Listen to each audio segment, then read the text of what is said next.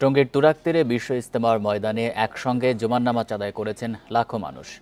বড় জামাতে অংশ নিতে পেরে সন্তোষ প্রকাশ করেন মুসল্লিরা। দেশ ও জাতির মঙ্গল কামনায় হয় বিশেষ দোয়াত। শবে বরাতের রাতেও ময়দান পরিপূর্ণ থাকবে বলে আশা আয়োজক কমিটির। টঙ্গী তুরাগ তীরে দেশ বিদেশের লাখো মানুষ অংশ নিয়েছেন বিশ্ব ইজতেমার তৃতীয় পর্বে। বাদ ফজর থেকেই জিকির, আশকার আর ইবাদত বন্দিগিতে মশগুল থাকেন মুসল্লিরা। আর জুমার নামাজের আগেই ময়দান পরিণত হয় জনসমুদ্রে। জুমার নামাজে অংশ নেন লাখো মুসল্লি। ওই সময় ইজতেমার ময়দান চাপিয়ে আশপাশের সড়কগুলোতে ছড়িয়ে পড়েন মুসল্লিরা। ইজতেমা ময়দানে দেশের বৃহত্তম জুমার নামাজে ইমামতি করেন মাওলানা সাদের ছেলে মাওলানা ইউসুফ বিন সাদ। ভাই যে আল্লাহ তাআলা আমাদেরকে ইজতেমা করার জন্য এক তৌফিক দান করছেন।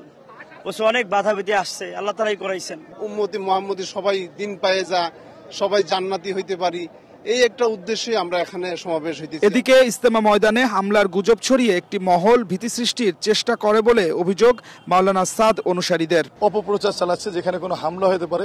এটা পুলিশ কমিশনার সাহেব বলছে এটা সম্পূর্ণ একটা ভিত্তিহীন, যাতে আমাদের এখানে মানুষের উপস্থিতি কম হয়। এই জন্য একটি চিহ্নিত মহল তারা অপপ্রচার চালিয়ে এখানে যাতে মুসল্লিরা না আসে এইভাবে তারা অপপ্রচার চালাচ্ছে। তবে ইজতেমা মাঠে কোনো নিরাপত্তা ঝুঁকি নেই বলে জানান জিএমপি কমিশনার। নেওয়া হয়েছে বাড়তি নিরাপত্তা ব্যবস্থাও। আমরা সিসিটিভি এবং ড্রোনের মাধ্যমে আমরা সার্ভেলেন্স করছি। আমরা সাদা পোশাকেও প্রচুর পরিমাণে ফোর্স নিয়োগ করেছি, যাতে এই কোনো দুষ্কৃতিকারী যদি ঢুকে যায় তাদেরকে আমরা চিহ্নিত করার জন্য।